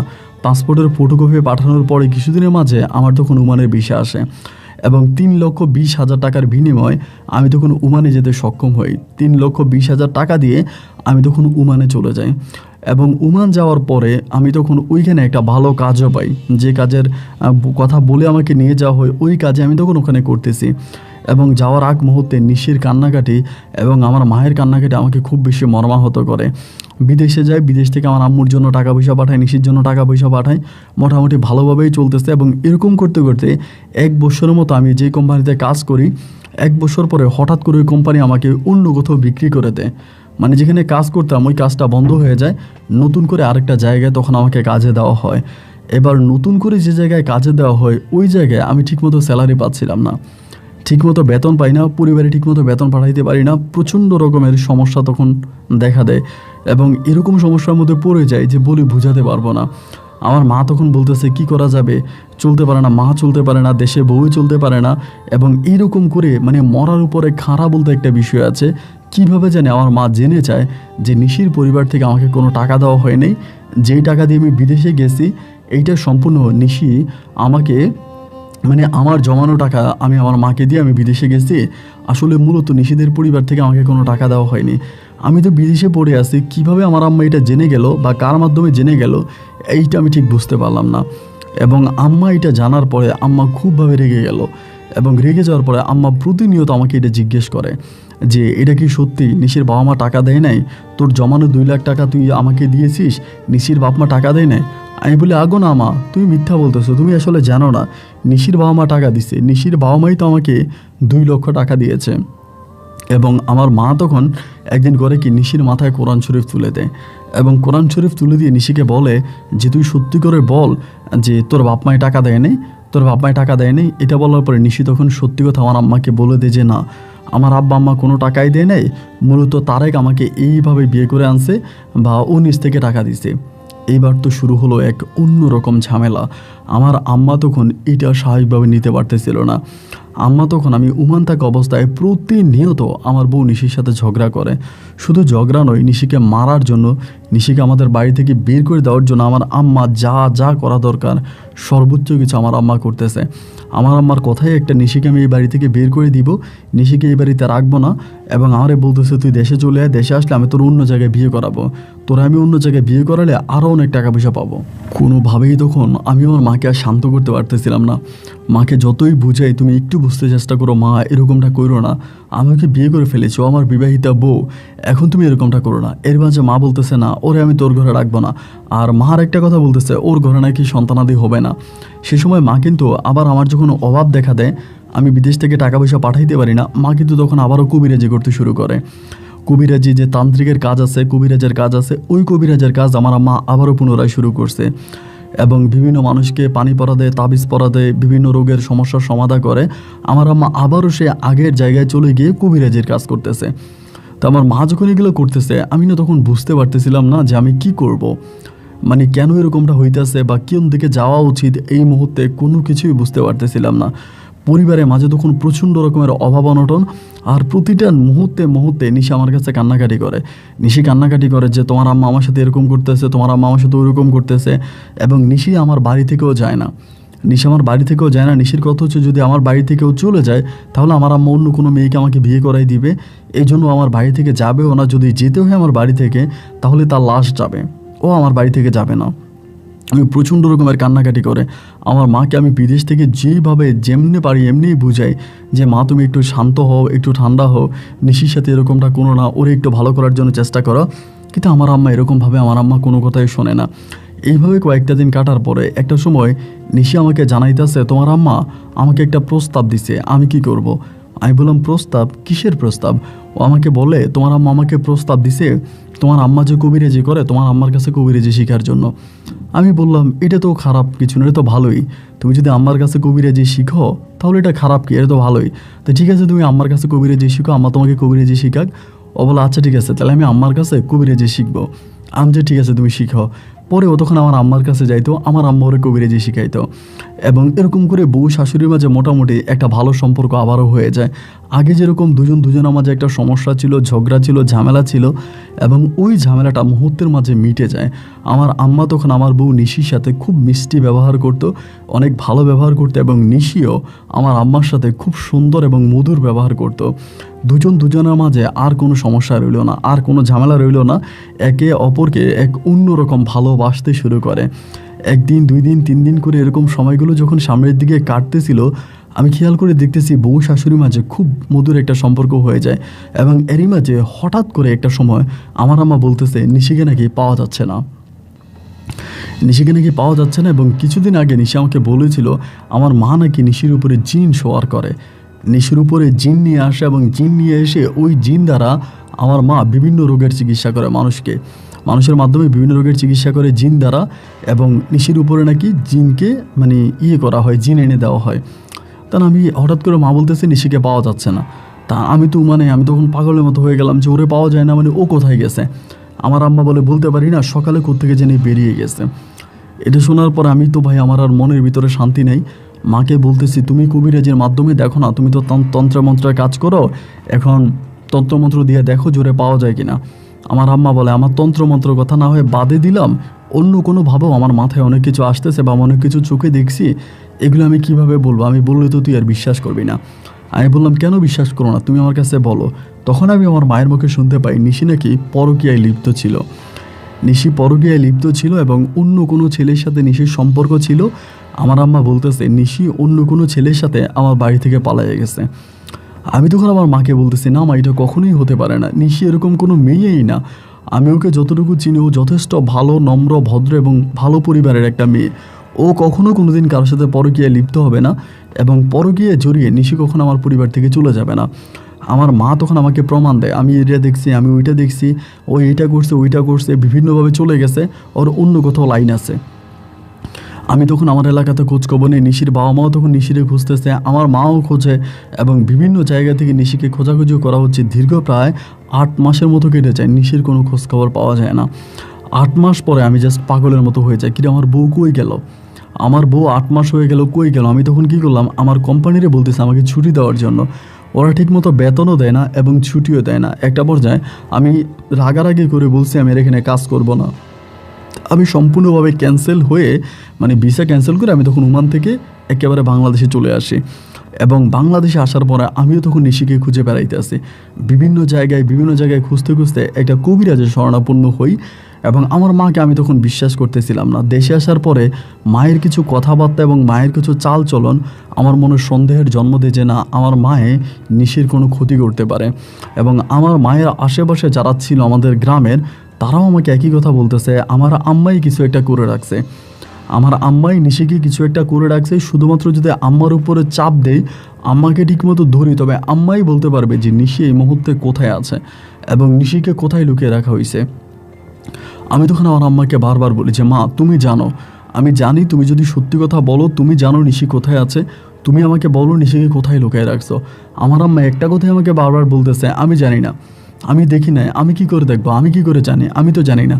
মাকে যতবারে জিজ্ঞেস করি, মা শুধু একটা কথাই বারবার বলে, মা আসলেই জানে না নিশি কোথায় আছে বা নিশির কী হয়েছে। এরকম করতে করতে কবিরাজের কাছে যাই। কবিরাজের কাছে গেলে পরে কবিরাজ আমাকে বলতেছে, আমি তোমাকে একটা তাবিজ পরাই দিই এবং তুমি এই তাবিজটা পরে বাড়িতে যাবা, বাড়িতে যাওয়ার পরে এই দোয়াটা পরে রাতের বেলায় ঘুমাবা, এই দোয়াটা পরে রাতের বেলায় ঘুমাবা, ঘুমানোর পরে তুমি যেই স্বপ্নটা দেখবা এর পরের দিন আমার কাছে সেই স্বপ্নের কথাটা বলবা, তোমার মাকেও কিন্তু বলবা না, তোমার মাও কিন্তু অনেক বড় একজন কবিরাজ। আমি বলছি আচ্ছা ঠিক আছে, আমি মাকে বলবো না। পরে উনি আমাকে তাবিজটা পরায় দেয়, তাবিজটা পরাই দিলে পরে আমি তখন বাড়িতে আসি। বাড়িতে এসে যখন আমি ঘুমাই, রাতের বেলায় দোয়াটা পরে ঘুমাই, আমি ভাই রাতের বেলায় স্বপ্নে দেখি নিশি আমারে বলতেছে, আমার দম বন্ধ হয়ে আসতেছে, আমার নিঃশ্বাস বন্ধ হয়ে আসতেছে, তুমি আমাকে এখান থেকে উঠাও, আমাকে এখান থেকে উঠাও, আমাকে এখান থেকে উঠে নিয়ে যাও, আমি এখানে থাকতে পারতেছি না, আমার নিঃশ্বাস বন্ধ হয়ে যেতেছে। এরকম করে করে নিশি কান্না করতেছে। তো সারাটা রাত আমি এই স্বপ্নটা দেখলাম। এই স্বপ্নটা দেখে আমি পরের দিন সকালবেলা ওই কবিরাজের বাড়িতে আবারও যাই, গিয়ে বললাম যে আমি তো এরকম এরকম স্বপ্ন দেখেছি। আমার বউ বারবার বলতেছে ওর নিঃশ্বাস বন্ধ হয়ে যাচ্ছে, ওর নিঃশ্বাস আটকায় যাচ্ছে, ও থাকতে পারতেছে না, ও মারা যাচ্ছে এবং ও কান্নাকাটি করতেছে, আমি তো এরকম এরকম স্বপ্ন দেখলাম। পরে কবিরাজ আমাকে বলতেছে, তোমার মাকে, তোমার বউকে একটা কবরের ভিতরে কালো জাদু করে লুকিয়ে রাখা হয়েছে। আমি বললাম কি বলেন, আমার বউকে কবরের ভিতরে কিভাবে কালো জাদু করে লুকিয়ে রাখা হবে? বলে হ্যাঁ, মাটির নিচে তোমার বউকে লুকিয়ে রাখা হয়েছে, তবে এইটা তোমার বউকে লুকিয়ে রাখা হয়নি, তোমার বউয়ের একটা সেতু, মানে তোমার বউয়ের উনি আমাকে এইভাবে বললো যে আমরা হয়তো অনেকেই ধান গাছ চিনি, গ্রামের বাসায় যেটাকে আমরা খের বলি, এরকম ধান গাছ দিয়ে আপনারা দেখবেন অনেক সময় অনেকেই করে কি এক ধরনের মানুষ তৈরি করে এবং মানুষের মতো করে বানিয়ে এটা ফসলি জমির উপরে মানে রেখে দেয়, যেন কাকতারুয়া বলি আমরা, এরকম রেখে দেয়। এইটা রেখে দিলে পরে অন্য পাখিরা তখন আর ওই জমিতে পড়ে না বা জমির ফসল নষ্ট করে না।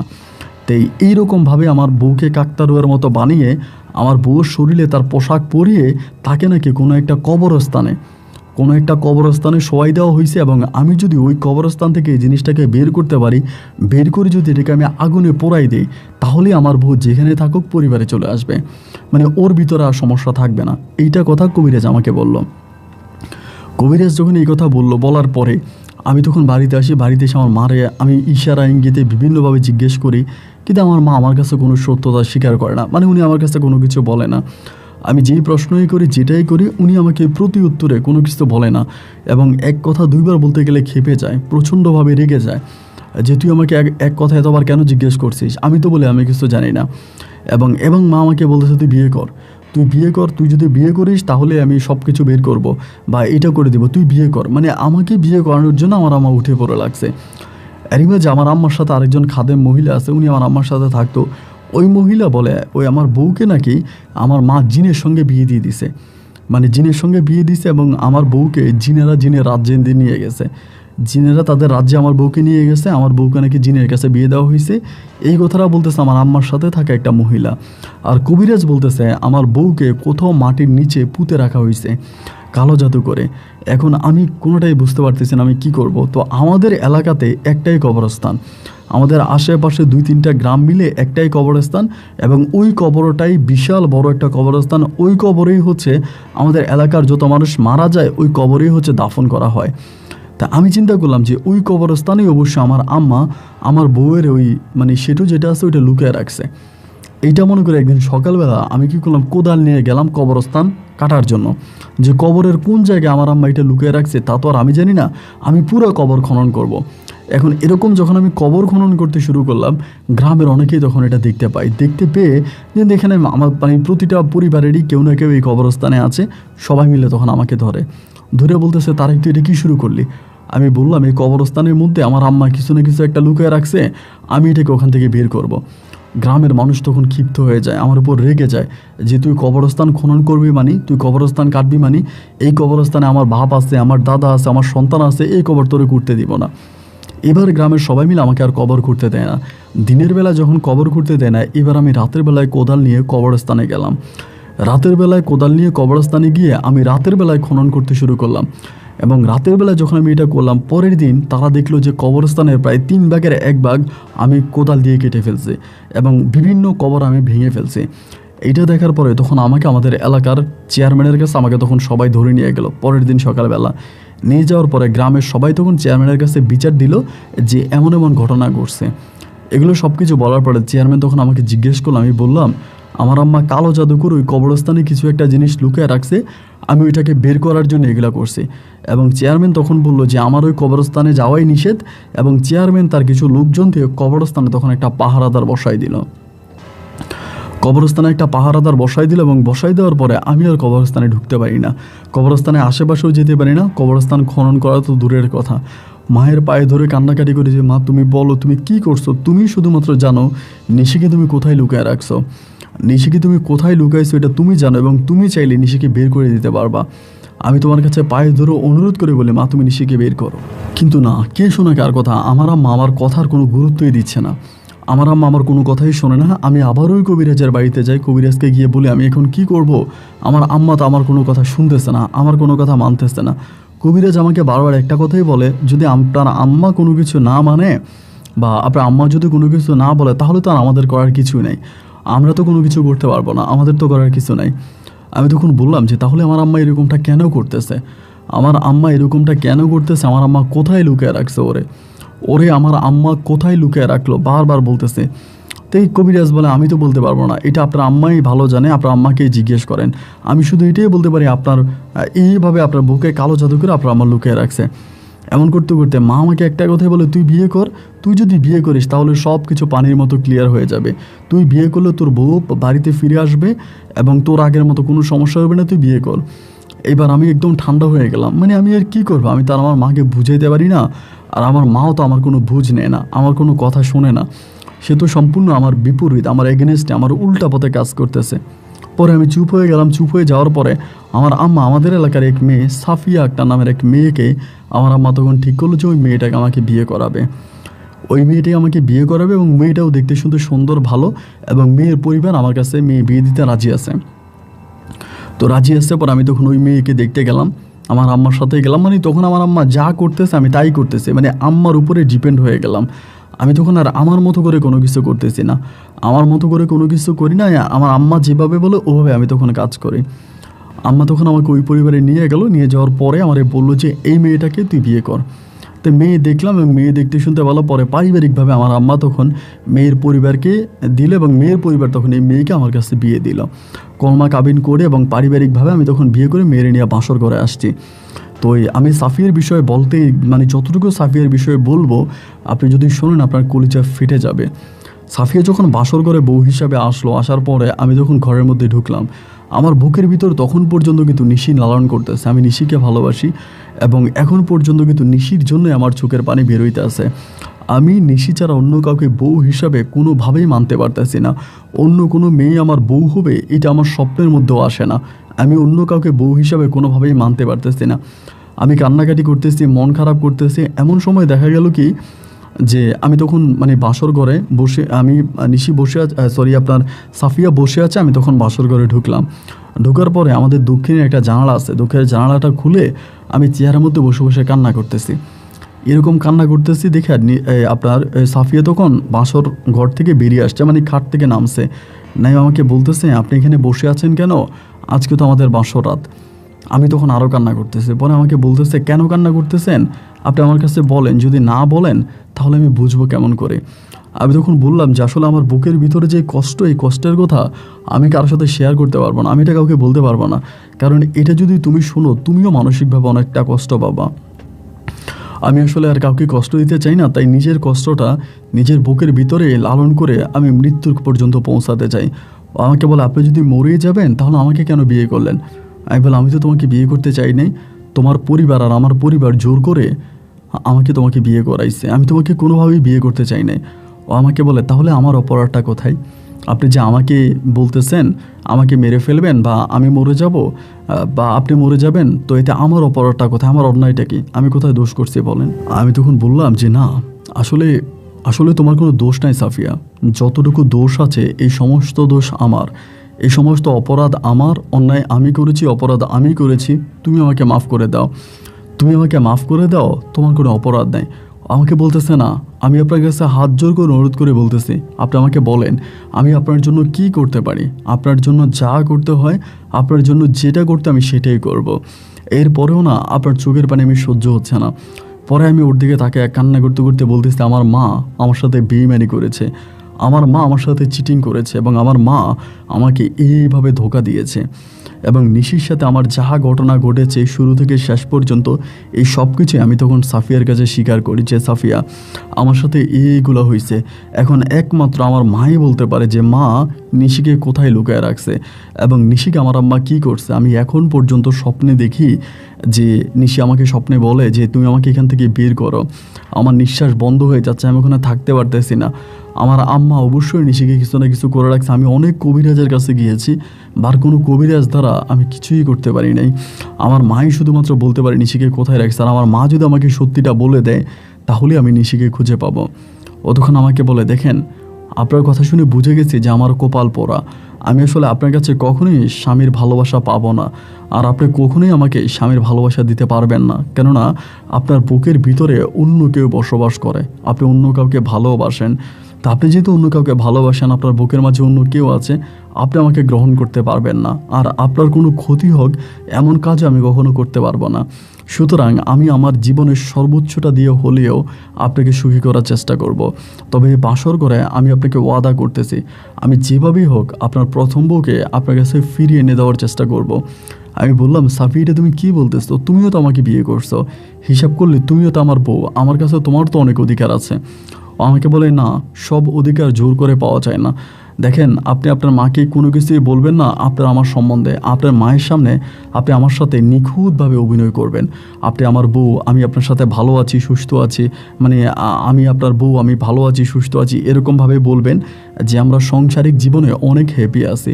আপনার বুকের ভিতরে যে নিশির জন্য ভালোবাসা আছে, এটার এক বিন্দু পরিমাণ আপনি আপনার মাকে বুঝতে দিবেন না। কোনোভাবেই আপনার মা যাতে বুঝতে না পারে যে আপনি একটা বারের জন্য নিশিকে মিস করতেছেন। আমি তখন বললাম যে আচ্ছা ঠিক আছে, আমি এরকম কোনো কিছুই বলবো না। এমন করেই তখন আমার আম্মা সাফিয়া তখন আমার আম্মার সাথে এক মিষ্টি মধুরভাবে মিশতে শুরু করে। সাফিয়া তখন আমার আম্মাকে ছাড়া কোনো কিছুই বুঝে না। রাতভর আমার আম্মার হাত টিপে দেয়, পা টিপে দেয়, আম্মুর সাথে কথাবার্তা বলে। আর আমার আম্মু আমাকে তখন বলতেছে, দেখছিস, তোরে বললাম না মেয়েটা অনেক ভালো হবে, মেয়েটা দেখতে শুনতে অনেক ভালো, পারিবারিক ব্যাকগ্রাউন্ড অনেক ভালো, এরকম ভালো মেয়ে সারা দুনিয়া খুঁজেও না পাওয়া যাবে না। দেখছিস মেয়েটা কত ভালো, আমাকে কত আদর করে, আমাকে কত যত্ন করে, নিজের মায়ের মতো করে আমাকে ভালোবাসে। এরকম মেয়ে দুনিয়া তার একটাও নাই। তুই এতদিন ভুল পথে হেঁটেছিস, তুই নিজে নিজের ক্ষতি করছিস, এবার দেখ আমি তোর কতটা উপকার করছি। আমিও মাকে বলি যে হ্যাঁ মা, আসলে সাফিয়ার মতো কোনো মেয়ে হয় না, সাফিয়া সত্যিকার অর্থ অনেক ভালো একটা মেয়ে, ও যথেষ্ট পরিমাণের ভালো, আমি ওকে নিয়ে অনেকটা ভালো আছি। এবং মা, তোমার কাছে আমার অনুরোধ, আমিও আমার জীবনে আর সাফিয়াকে হারাতে চাই না। এরকম করে কিছুদিন কাটার পরে সাফিয়া আমাকে বলতেছে, একদিন বলে, যান মিষ্টি নিয়ে আসেন। আমি বললাম, মিষ্টি? মিষ্টি কেন? আমাকে বলে, আপনি বলবেন আমার পেটে আপনার বাচ্চা আসছে। আমি বললাম, আরে তোমার সাথে তো এখনও আমার ওরকম কোনো সম্পর্কই হয় নাই, বাচ্চা আসছে এটা কোত্থেকে? ও আমাকে বলে, আমি যেটা করতে বলছি আপনি এটা করেন, আপনি আমার উপরে কথা বললে কিন্তু আপনার কাজের কোনো কিছুই হবে না। আপনি মিষ্টি নিয়ে আসেন এবং হাসি মুখে সবাইকে মিষ্টি খাওয়াবেন এবং বলবেন যে আমার পেটে আপনার বাচ্চা আছে, এটা বলবেন। আমি তখন বললাম যে আচ্ছা ঠিক আছে, আমি এটা সবাইকে বলবো। আমি বাজারে গেলাম, 5 কেজি মিষ্টি কিনে নিয়ে আসলাম। মিষ্টি কিনে এনে সবাইকে খাওয়াইতেছি, আমার মাকে সবাইকে খাওয়াইতেছি এবং সবাইকে বলতেছি যে আমার বউয়ের পেটে বাচ্চা আসছে, আমি বাবা হতে যাচ্ছি, সবাই দোয়া করবেন, এরকম করে বলি। মানে এরকম করে সবার কাছে বলতে বলতে দেখা গেল যে মানে সবাই অত্যাধিক খুশি হয়। এর কিছুদিন পরেই সাফিয়া আমাকে বলতেছে, আপনার কাজ মনে হয় সমাধা হয়ে গেছে, কিছুদিনের মধ্যে আমি আপনাকে একটা গুড নিউজ দিতে পারবো। এবং এর কিছুদিন পরেই সাফি একদিন আমাকে বলতেছে, আপনার বউ কোথায় আছে সেই বউর সন্ধান আমি পাইছি। আমি বললাম, মানি? তখনও আমাকে একটা কবরস্থানের ঠিকানা দেয়। ওই কবরস্থানটা আমার নানু বাড়িতে। আমার নানু বাড়িতে একটা কবরস্থান আছে, একটা পুকুর পাড়ে। ও বলে ওই কবরস্থানে আপনার নানার কবরের পাশে বাঁশ চারের মাঝে দেখবেন এরকম একটা লাল কাপড় দিয়া, একটা লাল কাপড় পিছিয়ে একটা খুঁটি মারা আছে। ওইটা খুললে আপনি যে জিনিসটা খুঁজতেছেন ওইটা ওখানে পাবেন। আমি বললাম, ওইটা আমি ওইখানে পাবো, কিন্তু কিভাবে এবং তুমি এটা জানলা কি করে? ও আমাকে বলে, আমি আপনাকে বলেছিলাম না যে আপনি যদি অভিনয়টা ঠিকমতো করতে পারেন তাহলে আমি সব কিছু বের করতে পারবো। আমি বললাম, কীভাবে বের করতে পারলা? ও আমাকে বলে, আমি আপনার মাকে বলছি যে দেখেন, নিশিও তো একটা মেয়ে, ও তো একদিন বসে যে এই পরিবারে আসছিল, আজ আমি মা হতে যাচ্ছি, আমার পেটে আপনার ছেলের সন্তান। আপনার ছেলেও একবারের জন্য এই নিশির কথা মুখ থেকে বের করে না, এবং আপনার ছেলে কোনোভাবেই এই নিশির সাথে থাকতেও চায় না। ও আমাকে ভালোবাসে, আর আমাকে ভালোবাসে, আমাকে কতটা ভালোবাসে তা তো আপনি দেখতেই পাইছেন। তো এখন আমার পেটে আপনার ছেলের সন্তান আসছে, এখন এই সন্তানের অনুরোধ দিয়ে আমি আপনাকে বলতেছি যে আপনি একটাবারের জন্য বলেন যে নিশিকে আপনি কি করছেন। আমি চাই না যে আমার সন্তানটা আসুক বা কোনো একটা মানুষ আমার স্বামীর দ্বারা, আপনার দ্বারা নির্যাতিত হোক। আমি মন থেকে যে আমার সন্তানটা দুনিয়াতে আসার আগেই যাতে নিশি তার বাবা মায়ের কাছে ফিরে যায়। নিশির জীবনটা আর আটকায় তো কোনো লাভ নাই, নিশি তো আর কোনো ক্ষতি করে নাই। নিশি তার বাবা মায়ের কাছে ফিরে যাক, আর আমার সন্তানটা আপনারা কোলে নেন, এটা আমি চাই। যার জন্য আপনি আমাকে বলেন এবং কিভাবে নিশিকে পাওয়া যেতে পারে। এন্ড তখনই তোমার মা আমার কাছে সত্যতা স্বীকার করে। তোমার মা ওইখানের ভিতরে ওই জিনিসটাকে লুকিয়ে রাখছে, ওইটাকে বের করে যদি আগুনে পোড়ানো হয় তাহলেই তোমার বউ তোমার এরিয়াতে চলে আসবে। আমি তখন বললাম, এটা যদি আমি করতে যাই তাহলে মা আমাকে বাধা দিবে না? বলে, তোমার মাই তো এটা করতে চায়, তোমার মাই চায় ওখান থেকে জিনিসটা এনে পুড়িয়ে দিয়ে নিশিকে মুক্ত করার জন্য। তো এটা যদি তুমি করো তাহলে তোমার মা বাধা দিবে না, তুমি চাও। ওই দিনের পরে, এর পরের দিনে সন্ধ্যার পরে, মাগরিবের পরে আমি তখন মশাল ধুয়ে ওইখানে গেলাম। যাওয়ার পরে ঠিকই দেখলাম আমার নানা ভাইয়ের কবরের পাশে ওই জিনিসটাকে তখন পুঁতে রাখা হয়েছে। আমি যখন এটাকে করতে চাই, এটাকে বের করতে যাই, আমি আপনাকে বলে বোঝাতে পারবো না। মনে হয় আমার ভিতরে গোটা পৃথিবী পরিমাণ একটা চাপ আসছে, মানে আমাকে কে চাপ দিয়ে মাটির ভিতরে ঢুকাই ফেলতেছে। তো আমি জানি এটা যেহেতু একটু ভৌতিক, আমার কাছে এরকমটাই মনে হবে। এরপর আমি দোয়া দরুদ পড়ি, এবং দোয়া দরুদ পড়ি একটা পর্যায়ে ওই আপনার বাঁশ, এই কি বলে, ধান গাছ দিয়ে বানানো ওই আপনার শিরুটা তখন আমি বের করি। এবং বের করার পর আমি দেখতে পাই এটা পুরোপুরি আমার বউয়ের মতো। আমার বউয়ের মতো করে এটাকে সাজানো হয়েছে, আমার বউয়ের মতো করে পোশাক আশাক পরে এটাকে ওভাবে নেওয়া হয়েছে। আমি ওইটাকে বের করি, তখন আমি এশার নামাজের পরে মসজিদের সামনে একটা জায়গার মধ্যে গিয়ে এটাকে আগুন দিব। আপনি বিশ্বাস করবেন, এটার মধ্যে যখন আমি আগুনটা লাগাই দিই, এটার পিছনে একটা বাঁশ ঝাড় ছিল, ওই বাঁশ ঝাড়টা মনে হয় ভেঙে আমার উপরে পড়তেছে। মনে হয় কে জানি বাঁশ ঝাড়টাকে ঘুরাইতেছে এবং ঘুরে ওই বাঁশ ঝাড়টাকে আমার উপর আইনা ফালাইতেছে, আমার উপরে এসে বাঁশ ঝাড়টা পড়তেছে। এবং ওই অবস্থার মধ্যেই আমি সেদিন এই কাজটা করলাম, করে আমি ঘরে আসছি। আমার বউরে নিয়ে, বা আমার বউ সাফিয়ারে নিয়ে ঘরের মধ্যে আসি। ওই দিনে রাত্র প্রায় আনুমানিক 2:30 থেকে 3টার মধ্যে নিশি আমাদের বাড়িতে। নিশি কোত্থেকে আসছে, কোন জায়গা থেকে আসছে আমি জানি না। ও শুধু ঘরের দরজায় এসে আমার মাকে ডাকতেছে, এবং আমাদের বাড়িতে একটা কাজের মহিলা থাকতো। আমার কাজের মহিলা বলতে আমার আম্মার খাদেম, আমার আম্মুর সাথে থাকতো। ওই মহিলাটাকে ডাকতেছে যে দরজা খোলেন, আপনারা দরজা খোলেন। আমি তখন দরজা খুলে ওভাবে যখন নিশিকে দেখতে পাই, আমার বউ সাফিয়া তখন আমার হাত ধরে ফেলে। আমার হাত ধরে আমাকে বলতেছে, ওনার কাছে এখন যাইয়েন না, ওনার কাছে এখন গেলে ওনার পরিস্থিতি আরও খারাপ হবে, যেভাবে পারেন ওনাকে ওনার বাপ মায়ের কাছে পাঠিয়ে দেন। এরপর আমাদের বাড়িতে একটা মহিলা ছিল, ওই মহিলাকে দিয়ে নিশিকে তখন তার বাপ মায়ের কাছে পাঠিয়ে দেওয়া হয়। কয়েকদিনের মাঝে নিশি তখন পরিপূর্ণভাবে সুস্থ হয়ে যায়। প্রায় সপ্তাহখানিক পরে নিশি একদম ভালো হয়ে যায়। নিশি যখন একদিন ভালো হয়, আমি নিশিকে নিয়ে, সাফিয়াকে নিয়ে একটা জায়গার মধ্যে তখন বসি, একটা মিটিংয়ের মতো বসার পরে সমস্ত প্ল্যানিং সাফিয়া তখন নিশিকে বলে দেয় যে আমি এমনভাবে প্ল্যানিং করছি। আসলে আমি পেটের মধ্যে বালিশ নিয়ে ঘুরতেছি, আমার পেটে কোনো সন্তান নাই, আমার কোনো সন্তানাদি হয়নি, এবং আপনার হাজব্যান্ডের সাথে শুধু আমার বিয়ে হয়েছে, কিন্তু আমাদের মাঝে কখনো কোনো স্বামী স্ত্রীর সম্পর্ক হয়নি। আপনার হাজব্যান্ড আপনাকে অনেক ভালোবাসে, যার জন্য উনি কখনোই আমার শরীরটা পর্যন্ত স্পর্শ করেনি, আমাকে অনেকটা ভালোবাসে। এই কথা বলার পরেই, এবং নিশি তখন আমাকে জড়িয়ে ধরে চিৎকার করে কাঁদে। আমি তখন নিশিকে জিজ্ঞেস করি যে তুমি কোথায় ছিলা, তুমি কোন জায়গায় ছিলে, বিগত এতগুলো বৎসর তোমাকে খুঁজে পাই নাই কেন? নিশি আমাকে বলে, তোমার আম্মা আমাকে একটা লোকের সাথে আমাকে পরিচয় করাই দেয় একদিন গভীর রাতে। এই লোকটা পাঞ্জাবি পরিহিত অবস্থায়, পায়জামা পাঞ্জাবি পরা এবং অনেক লম্বা। এই লোকটার সাথে আমাকে পরিচয় করাই দেওয়ার পরে ওই লোকটার পাশে আমাকে পাশাপাশি বসিয়ে ওই লোকটার সাথে আমাকে কলমা পড়ায়। আমি কলমা পড়তে চাই না, এরপরও তোমার আম্মু ওই লোকটার সাথে আমাকে কলমা পড়ায়, এবং কলমা পড়িয়ে দেওয়ার পরে আমি ওই লোকটার সাথে হাঁটতে শুরু করি। ওই দিন রাতে আমি ঘর থেকে বেরিয়ে যাই, লোকটাও হাঁটে আমিও হাঁটি, লোকটাও হাঁটে আমিও হাঁটি। কত মাইল, কত দেশ, কত পর্বত, কত কিছু যে হেঁটেছি তার কোনো হিসাব নাই। এভাবে ঘন্টার পর ঘন্টা, দিনের পর দিন, মাসের পর মাস, বছরের পর বছর আমি হেঁটেই বেরিয়েছি। আমি বললাম খাওয়া দাওয়া কোথায় করছো? বলে উনি আমাকে খাওয়া দাওয়া করাইতো। উনি মাঝে মাঝে ফলের বাগানে যাইতো, উনি ফল আনতো, আমাকে দিত, আমি খাইতাম, কিন্তু আমি শুধু ওনার পিছনে পিছনে হাঁটতাম। আমি বললাম তারপর? বলে তারপর একদিন হঠাৎ করে দেখলাম উনি আমার সামনে নাই, উনি আমার কাছ থেকে কই জানি চলে গেছে। এরপর আমি হাঁটতে শুরু করি, হাঁটতে হাঁটতে হাঁটতে হাঁটতে হাঁটি আমাদের বাড়ির এরিয়ার দিকে চলে আসি এবং ওখান থেকে আমি তোমাদের উঠানে আসি। আমি বললাম তার মানে তুমি কি জানো যে তুমি কতদিন দূরে ছিলা? আমাকে বল আমি হিসাব করি নাই এবং এতগুলো দিন যে কেটে গেছে আমি তাও বুঝতে পারি নাই। এবং ওই রাতের বেলায় তখন সাফিয়া বলে আপনি নিশিকে নিয়ে এখান থেকে চলে যান, যদি এখানে থাকেন তাহলে আপনার আম্মা যে কোনোভাবে আপনার প্রতি আবারও কালো জাদু করবে, আপনার ক্ষতি করবে। আপনি আপনার মায়ের কাছ থেকে যেভাবেই পারেন ওকে দূরে সরিয়ে নেন। এবং সেদিন রাতে আমরা রাতের ট্রেনে করে আমি তখন এই নিশিকে নিয়ে আমাদের ময়মনসিংহ ছেড়ে আমি তখন ঢাকাতে চলে আসি। এবং ঢাকাতে আসার পরে ওখানে আমি একটা ছোটোখাটো চাকরি নেই, এই চাকরিটা করি। এবং আমি যতদিন ধরে এই চাকরিটা করতেছি আমি আর কখনো বাড়িতে যাই নাই। নিশির ঘরে আমার কোনো সন্তানাদি হয় নাই। আপনি শুনলে অবাক হয়ে যাবেন, আজকের এই দিনটা পর্যন্ত সাফিয়া আমার মায়ের সেবা যত্ন করে। সাফিয়া আমার মায়ের সাথে থাকে, আমার মাকে ভালোবাসে এবং আমার মায়ের সমস্ত কিছু দেখাশোনা সাফিয়া করে। এখনও আমার মা সাফিয়াকে বলে আমার ছেলে তারেক কই গেছে? সাফিয়া বলে আমি জানি না তারেক কই চলে গেছে। আমার মায়ের সাথে যে সাফিয়া বেইমানি করেছে এটাও কিন্তু আমার মা এখনও জানে না। আজকে প্রায় আপনার 17 বৎসরের মতো কেটে গেল। আমি আমার বউ নিয়ে, নিশিকে নিয়ে আমি আপনার ঢাকাতে আছি এবং আলহামদুলিল্লাহ যথেষ্ট পরিমাণের ভালো আছি। এবং এই 17টা বৎসর আমার বউ সাফি আমার মায়ের সেবা যত্ন করে যাচ্ছে, নিজের জীবন যৌবন সব কিছু আমার মায়ের জন্য ব্যয় করেছে। আমি আজও একটা জিনিস বারবার সাফিয়াকে বলি যে তুমি আমাকে বিয়ে করে ফেলো।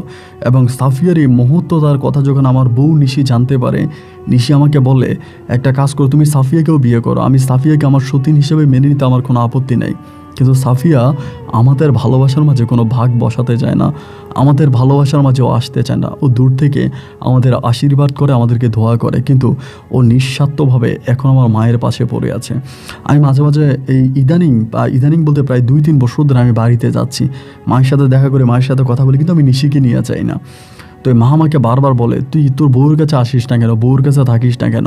এখন আমার মা অনেক বৃদ্ধ হয়ে গেছে, আগের মতো চোখে দেখতে পায় না এবং ওরকম করে দোয়া দরুদও পড়ে না বা ওরকম করে রুগীও দেখে না, সম্পূর্ণ ঘরের মধ্যে থাকে। আমি টাকা পয়সা ইনকাম করে সাফিয়াকে দিই, ওই টাকায় সাফিয়া আমার মায়ের দেখাশোনা করে আমার মায়ের পিছনে থাকে। তো সাফিয়ার কিসের স্বার্থ আছে আমি আজ পর্যন্ত বুঝলাম না। সাফিয়ার মতো মেয়ে আমার মনে হয় পৃথিবীতে আমি আর দ্বিতীয়টা দেখি নাই। তা আমি আমার বউ নিশিকে নিয়ে আসছি, আমার ঘরে কোনো সন্তানাদি হয়নি, বাট আমরা ভালো আছি। কিন্তু আমার বউ নিশি আপনার গল্প সব সময় শোনে। আমি ঢাকার বাসায় থাকি, ওই বাসায় সারাদিন আপনার গল্প শোনে। ওখান থেকে আমাকে বললো আপনার সাফিয়া আপুর কথাটা আপন ভাইকে বলেন, ওনার মাধ্যমে আমরা সাফিয়া আপুকে একটু সাফিয়া আপুর প্রশংসা করতে চাই। সেখান থেকে আমার বউর কথা মতো আমি আমার গল্পটা আপনাকে লিখে পাঠালাম। যদি পারেন আপনি আমার গল্পটা রেকর্ড করবেন, এটা আমার ফোন নাম্বার, আমি ঢাকায় অমুক জায়গায় থাকি। ভালো থাকবেন, আসসালামু আলাইকুম।